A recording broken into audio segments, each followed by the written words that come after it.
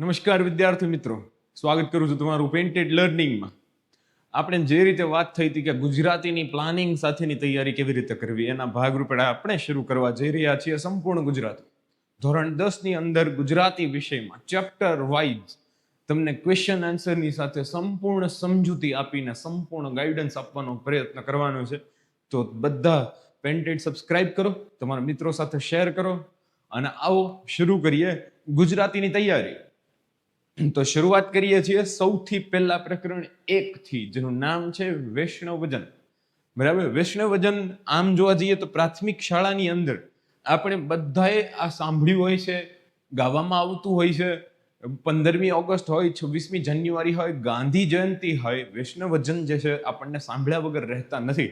તો આ વૈષ્ણવજન છે શું, બરાબર, તો ગુજરાતી શું કહે છે એની ઉપર આપણે જાણવાનું છે, સમજવાનું છે અને લક્ષણ જાણવાના છે કે સાચો વૈષ્ણવજન કોને કહેવાય. તો ચાલો, તમે બધા રેડી છો? બરાબર, વિડીયો કેવો લાગે તેના માટે કોમેન્ટ કરવાનું ચૂકતા નહીં, ચેનલને સબસ્ક્રાઇબ કરવાનું ચૂકતા નહીં અને તમારા જેવા વિદ્યાર્થીઓ સુધી પહોંચાડવાનું ભૂલતા નહીં. તો ચાલો શરૂ કરીએ છીએ ધોરણ 10 નું પહેલું ચેપ્ટર, જેનું નામ છે વૈષ્ણવજન. બરાબર, તો અહીંયા મુખ્ય જે વાત છે ને એ ખાસ એ છે કે નામ છે વૈષ્ણવજન. બરાબર, તમારે યાદ રાખવાનું છે કે એનો પ્રકાર પદ છે, જે અનુક્રમણિકા મેં કીધી હતી એના ભાગરૂપે. સંદર્ભ તમારે યાદ રાખવાનો છે કે નરસિંહ મહેતાના શ્રેષ્ઠ પદોમાંથી લેવામાં આવ્યું છે. બરાબર, મુખ્ય બાબતો જોઈ લઈએ આપણે. તો કવિ નરસિંહ મહેતા અને વૈષ્ણવજન મુખ્ય ભાવ પરોપકાર, દયા અને માનવતા છે. કયો છે? પરોપકાર, બીજાનું ભલું કરવાની વાત છે. અહીંયા બીજાનું સારું ઈચ્છવાની વાત છે. બરાબર, આ જમાનામાં કે જ્યાં આપણે ફક્ત ને ફક્ત ફાયદા તરફી થઈ ગયા છીએ, આપણે એક પ્રકારના જ્યાં જોઈએ ત્યાં કોઈક ને કોઈક કંઈકનું કંઈક વેચી દેવા માંગે છે અને ખરીદદાર ગોળ શોધી રહ્યું છે. એવા સમયે પરોપકારની ભાવના, સેવાની ભાવના અહીંયા તમે જોઈ શકો છો. પહેલી વસ્તુ છે. બીજું છે દયા. કયું છે? દયા. એક ઇંગ્લિશમાં કોટ છે, be kind, you don't know how someone fight his own battle. બરાબર, તમને ખબર જ નથી હોતી કે કોણ પોતાની કેવી લડાઈ લડી રહ્યું છે, અને ત્યારે તમારે સૌથી મહત્વનો એક ગુણ અપનાવવાનો હોય અને તેનું નામ છે દયા, કાઇન્ડનેસ. બરાબર, તો તમે અહીંયા જુઓ, આ કવિતા આપણને શીખવે છે કે દયાનો ભાવ રાખવો. કેવો ભાવ રાખવાનો? દયાનો ભાવ રાખવાનો. પણ જે જમાનામાં કૂતરાના મોઢામાં ફટાકડા નાખી દેવામાં આવતા હોય કે પછી બિલાડીને 7મા માળેથી ધક્કો દઈ દેવામાં આવતો હોય અને ગાય બહાર રસ્તા પર પ્લાસ્ટિક અને પુઠ્ઠા ખાતી હોય, એ સમયમાં દયાનો ભાવ કઈ રીતે વિકસે એ હવે તમારે અને મારે નક્કી કરવાનું છે. ખાસ તો તમારે, કારણ કે આવનારા સમયમાં આ પૃથ્વી તમારા હાથમાં આવશે અને ત્યારે તમારી જવાબદારી બનશે કે તમે દયા જાળવો અને દયા કરો. માનવતા, ભાઈ, શ્રેષ્ઠ ધર્મ જે છે એ માનવતાનો ધર્મ છે. બરાબર, હ્યુમેનિટી, જેને ઇંગ્લિશમાં કહીએ આપણે, માનવતા. આ કાવ્ય આપણને શીખવે છે માનવતાનો ભાવ. પર શું કહેવાય, બીજાની માતાને પણ પર સ્ત્રીને માતા સમજવાનો ભાવ, બીજાના ધન કે બીજાની સંપત્તિ ઉપર બુરી નજર ન કરવાનો ભાવ, ઈર્ષ્યા ન કરવાનો ભાવ, ગુસ્સો ન કરવાનો ભાવ. તો અહીંયા માનવતાની વાત કરી છે. શેની વાત કરી છે? માનવતાની. માનવતા માણસનો મૂળ તત્વ છે. માણસને માણસ બનાવે શું? માનવને માનવ શું બનાવે? મનુષ્યત્વ. શું બનાવે? મનુષ્યને મનુષ્યત્વ બનાવે. બરાબર, બાકી તો બકરા અને મરઘીની દુનિયામાં એ લોકો કહેતા હશે જ્યારે ગુસ્સામાં આવતા હશે કે હાલે હાલ નીકળ માણસ જેવા. બીજાના દુઃખને સમજીને તેમની સેવા કરવી અને એના માટે ક્યારે અભિમાન ન લાવવું. અભિમાન ન લાવવું. લોકો તકતીની લડાઈમાં વધારે પૈસા આપીને પોતાનું નામ મોટા અક્ષરે જોવા માંગે છે. એ અભિમાનનું લક્ષણ છે. તો આ કવિતા આપણને શીખવે છે કે પર દુઃખે ઉપકાર કરે તોય મન અભિમાન નવ આણે રે, વૈષ્ણવજન તો તેને કહીએ. તો જો તમને આ વસ્તુ સમજાતી હોય તો આ કવિતા સમજવામાં કોઈ વાંધો નહીં આવે. ચાલો જોઈએ. આ પદમાં કવિ નરસિંહ મહેતાએ સાચા વૈષ્ણવજનના ગુણનું સુંદર વર્ણન કર્યું છે. આ પાઠનો સાર છે. આપણું જે કાવ્ય છે એનો સાર છે. કવિ જણાવે છે કે સાચો વૈષ્ણવજન બીજાના દુઃખને સમજે છે, તેમની મદદ કરે છે, પરંતુ તેમના મનમાં ક્યારેય અભિમાન આવવા નથી દેતો. આવો માણસ દરેકનું સન્માન કરે છે, કોઈની નિંદા ન કરે કે નહીં રે, તે પોતાના મન, વાણી અને કર્મને, વાચ કાચ મન નિચ્છલ રાખે, મન, વાણી અને કર્મને શુદ્ધ રાખે છે, પોતાના ચરિત્રને શુદ્ધ રાખે છે. તેને લોભ, મોહ, ક્રોધ કે તૃષ્ણા જેવા દુર્ગુણ જેને અડી નથી શકતા, સ્પર્શી નથી શકતા, અને હંમેશા સત્યના માર્ગ ઉપર જે ચાલે છે તેને આપણે વૈષ્ણવજન કહીએ છીએ. સાચો વૈષ્ણવજન સંયમ, દયા અને કરુણા અને પરોપકારના ગુણોને પોતાના જીવનમાં અપનાવે છે.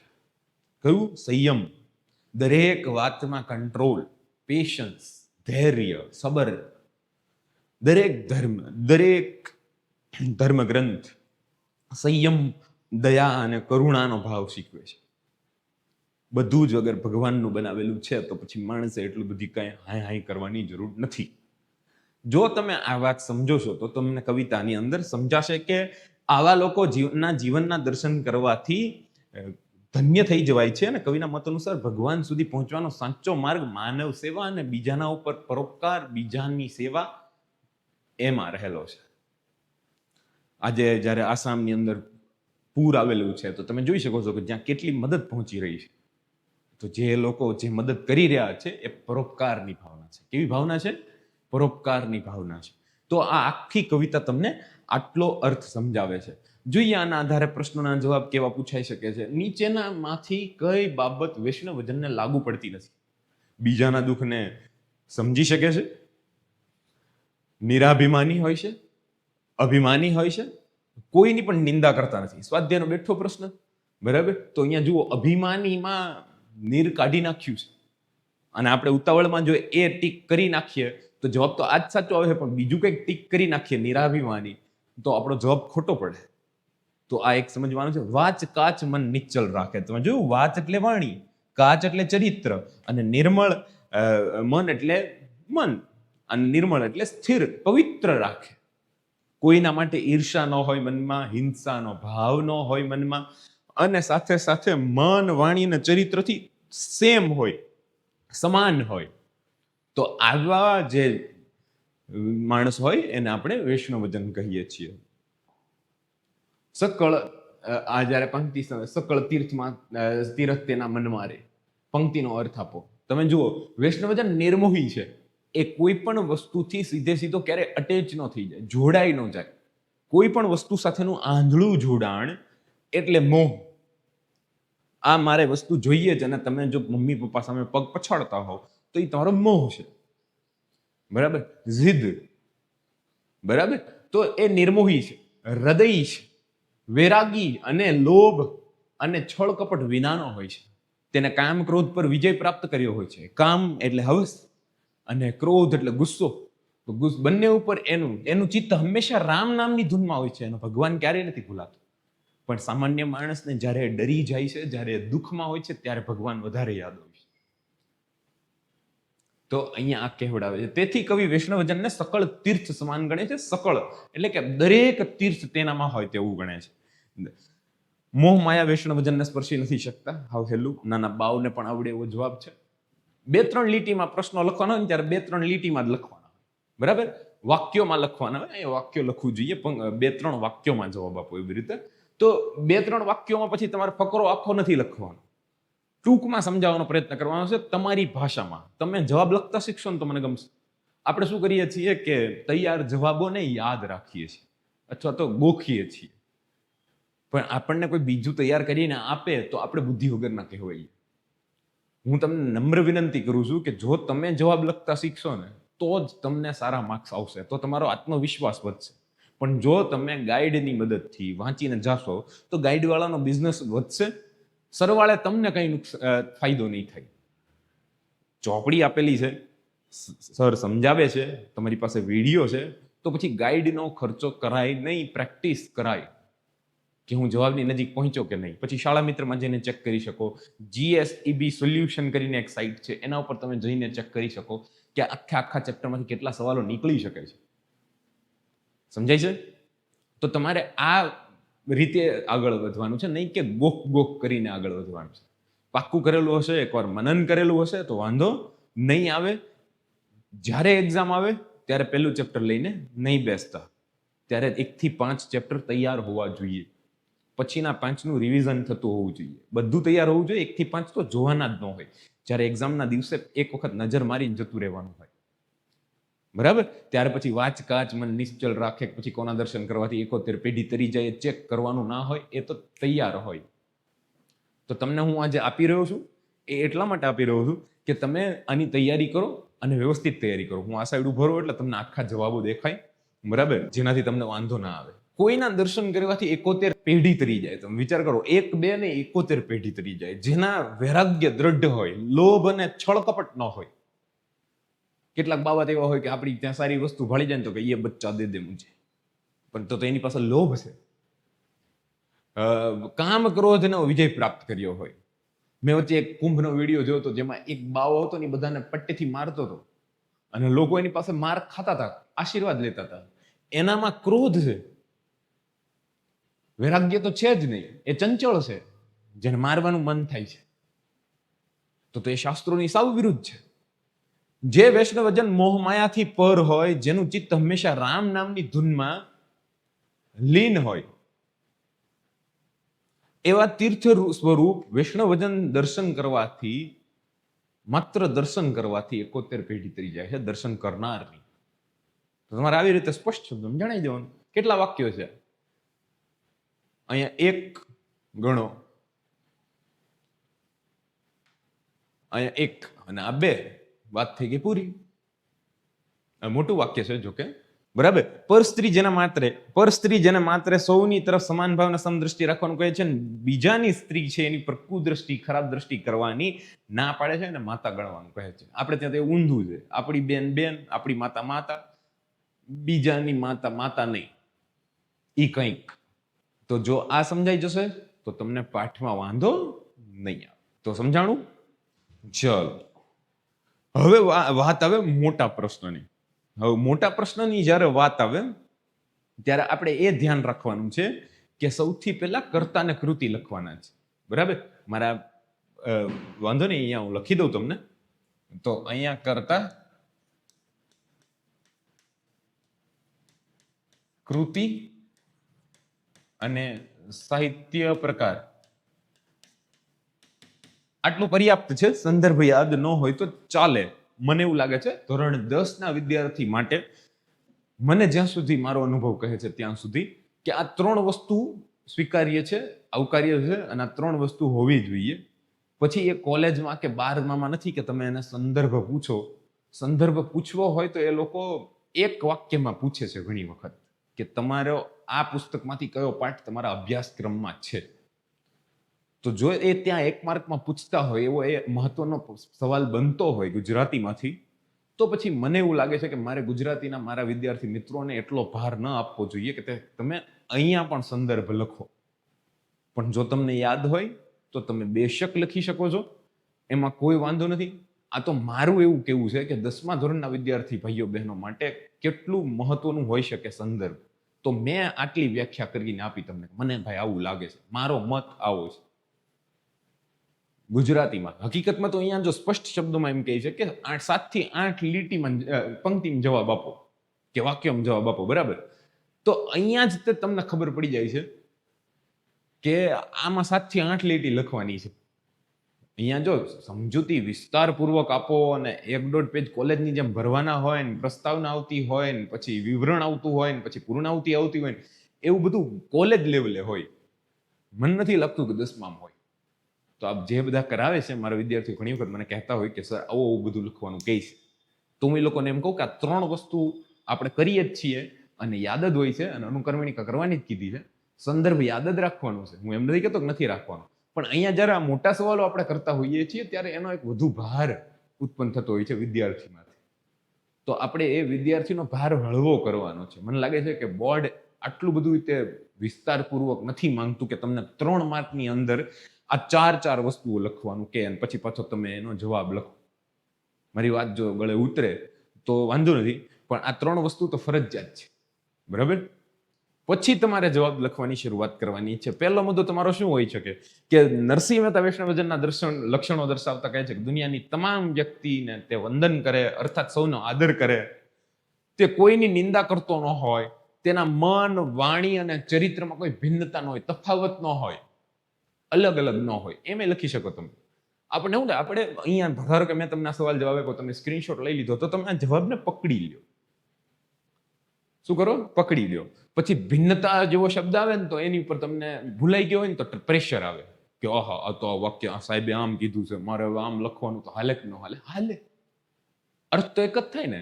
હું એમ કહું કે મન, વાણી અને ચરિત્રમાં તફાવત હોય, તફાવત ન હોય, અથવા તો તમે એમ કહો કે મન, વાણી અને ચરિત્રથી અલગ ન હોય, ત્રણેય સમાન હોય, લાંબુ થઈ જાય અને સારું લાગે, એવા વૈષ્ણવજનની માતાને ધન્યવાદ આપે છે.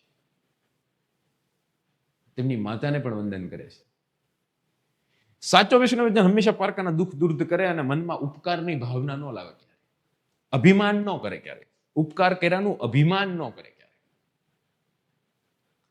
પોતાને મોટો ન માનવા લાગે. અહીંયા લખી શકો તમે, આ જગ્યા ખાલી છે ને એમાં લખી શકો તે ક્યારે પોતાને મોટો બનાવવા માટે બીજાના ઉપર ઉપકાર નથી કરતો. બરાબર? સાચા વૈષ્ણવજનની નજરમાં સૌ સમાન છે, તે પર સ્ત્રીને માતા સમાન ગણે, તે બીજાની સ્ત્રીને માતા સમાન ગણે, બીજાના ધન ઉપર નજર નથી નાખતો, તેને ઈચ્છા અને કામનો ત્યાગ કર્યો છે, કામ વાસનાનો ત્યાગ કર્યો છે, તે ક્યારે અસત્ય બોલતો નથી અને પારકાના ધનને ક્યારે હાથ અડાડતો નથી. વૈષ્ણવજન મોહ માયાથી પર હોય છે અને તેનું ચિત્ત હંમેશા રામ નામની ધૂનમાં જ લીન હોય છે અને તેના અંતરમાં દ્રઢ વૈરાગ્ય હોય છે અને તે નિર્લોભી, નિષ્કપટી અને નિર્મળ હોય છે. તમે જો 3 શબ્દો આવ્યા, બરાબર? તમે વણલોભી લખી શકો, વણલોભી, કપટ રહિત લખી શકો, અહીંયા નિષ્કપટ. હારા શબ્દોની જગ્યાએ તમે કવિતાના શબ્દો વાપરો ને, બરાબર? તો અહીંયા હું વણલોભી, કેવું સારું લાગે જો.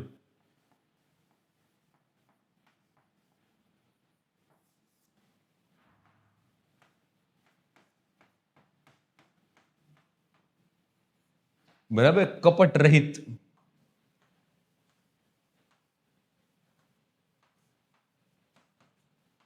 અને નિર્મળ. સમજાય છે? જેનાથી તમે શબ્દોની અંદર અઘરું કશું ના લાગે, જેનું વાંચન ઓછું હોય, જેને ગુજરાતી ગમતું ન હોય, મને એવું લાગે છે કે એવા જનના લક્ષણ મારે કહેવા હોય તો એક તો જેને ગુરુ લાગતું હોય ને, જેનાથી નિબંધ નો લખાતો હોય, જેનાથી વિચાર વિસ્તાર નો લખાતો હોય, બરાબર? એમનું શબ્દ ભંડોળ ઓછું હોય. શું હોય?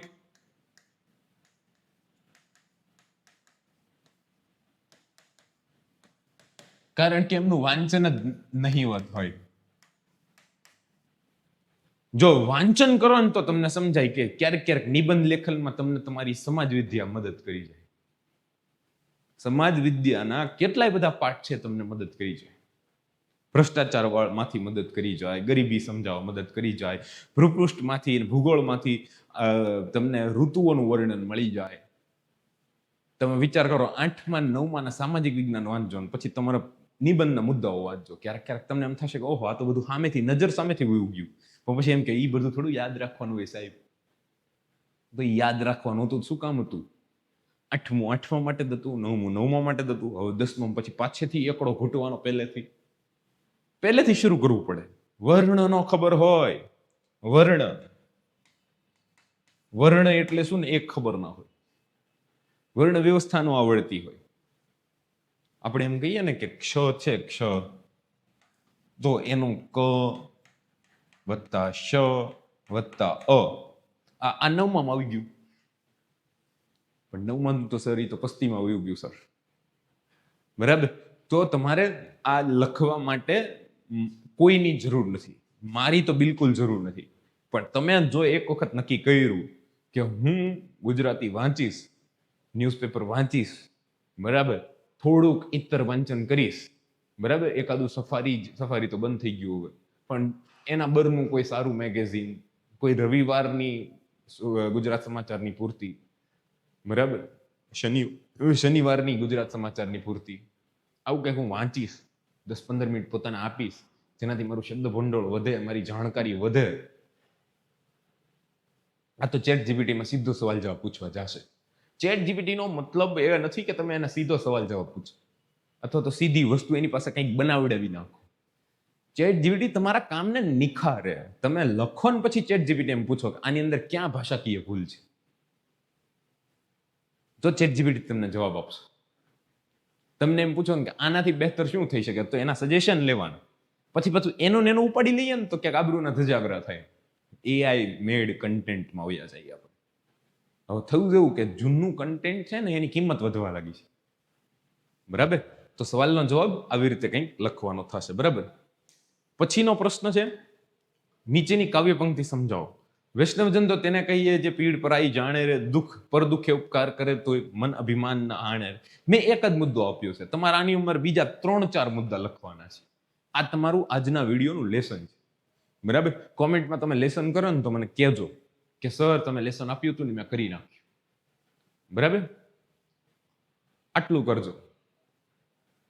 ઓકે, તો ચાલો જોઈએ. આ કાવ્ય પંક્તિમાં વૈષ્ણવજનનો મહિમા સમજાવે છે કે સાચા વૈષ્ણવજનને કહેવાય છે જે બીજાની પીડા પોતાની સમજીને દૂર કરવા પ્રયત્ન કરે અને ઉપકાર કરીને ઉપકાર કરનારા પર અભિમાન રાખતો નથી.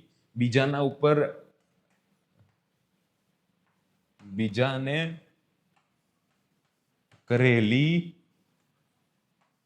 મદદનો બદલો ઈચ્છતો નથી.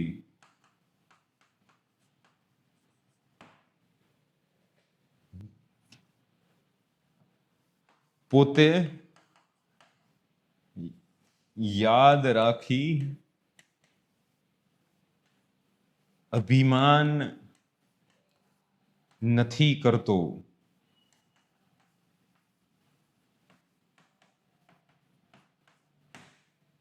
બરાબર, તો એક મુદ્દો મેં પણ લખાવી દીધો તમને.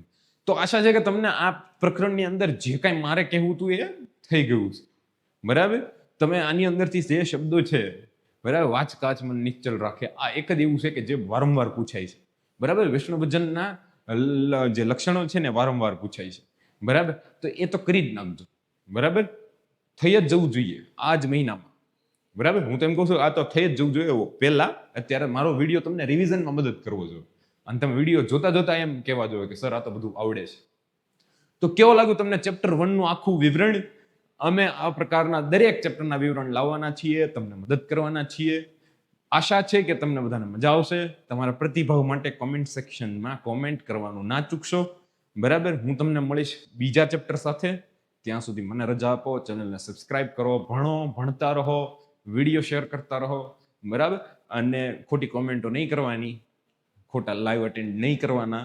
બસ પોતાના ટોપિક, પોતાનું ટાઈમ ટેબલ, પોતાની મહેનત. અને હવે આ વર્ષના 6 મહિના બાકી છે અને તમારી પાસે 7 મહિના બાકી છે. મળીએ છીએ નેક્સ્ટ ચેપ્ટરમાં. Painted Painless Learning.